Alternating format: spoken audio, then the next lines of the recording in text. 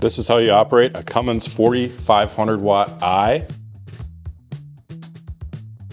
This unit is going to be best for anybody that plans on using AC units in their unit, whether that be an Ice Castle camper. You're gonna see up here, this is gonna be your electric start.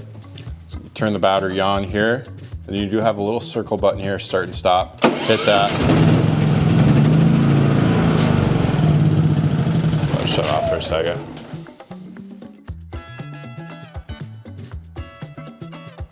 If you cannot get this unit to start with the electric start, there is an option on the side here for a ripcord.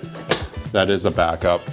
One thing that is nice about this unit, if your battery does die and you do start it with that ripcord, that will charge the battery up as it does run. You do have an eco mode here. This will be just like the 2500 watt, just quieted it down for a runtime. 30 amp service here, along with two 110 plugs as well. Over here is gonna be your fuel shut off. Circle is going to be off, line is going to be on. Down on the corner here, you're gonna have a reset button that's gonna be, if you trip your circuit breakers, you can hit that. Your generator will be back up and running, full voltage output. On the screen down here, you do have your fuel level along with your output as well. It does give you your runtime in hours. To add fuel is gonna be right on top here.